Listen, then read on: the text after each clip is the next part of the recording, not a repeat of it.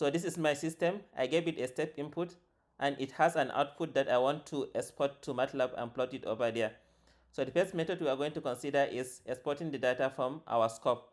So all I need to do is double click on my scope, then go to my view, then click on configuration properties, and from there I will click on login, then you tick log data to workspace. So it has the name scope data, but I can change it. So if I change it to, for example, my output, and then click on apply, then OK. So all I need to do is to run my model. After running it, I will expect my data to be in MATLAB. So let us go to MATLAB and see. So if you look at the workspace, this is my exported data. If I click into it, this is the name I give it, my output. If I click on my output, I have the signal here. So within the signal, I have different information, but all that matters is the values. So if I click on values, so if you look at this place, this is the information you need in order to extract your data and plot it. So within this, I have time and I have data. The first column is the time and the second column is the data. So we have seen from our exported data, this is the line that we need to write in order to extract our time. And I saved that using the variable time. And this is the line that we need to write in order to extract our output, and I use the output variable. So this is my float function. If I click on enter, so this is the output of my simulation. I have the amplitude in the y-axis and the time in the x-axis.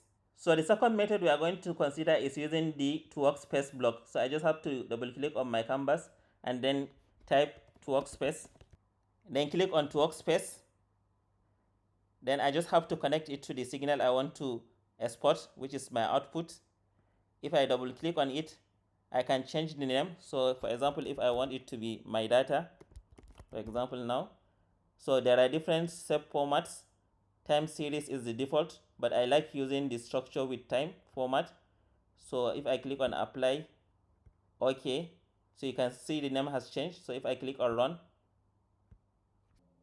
so if you look at the workspace, it is exported as out again. So if I double click on out, you can see this is the name I gave it, my data. So if I double click on my data, which is one of the properties, I have these fields, I have time, I have signals, and I have blocked.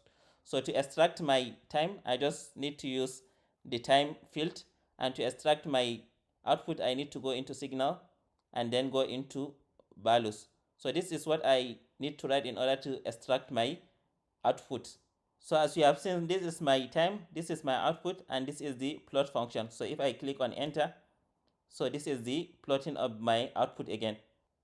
So the final and third method we are going to consider is logging the data. So if I come to my output, I just have to right click on it, then click on log selected data, then run my model. After running it, I just need to go to my data inspector. So this is the log data. If I click on it, you can see it here. And if I want to export it, I just need to go to the export tab here and then click on export, then give it a name. So for example, if I want to give it a name, my signal, then export. So now I expect to see it in MATLAB. So this is my exported data in Workspace. If I double click on it, you can see it has the time and the data column. So this one is easier to extract. So these are the extractions of my time and output from my exported data, and this is the plotting line again. So if I click on it, this is my plot.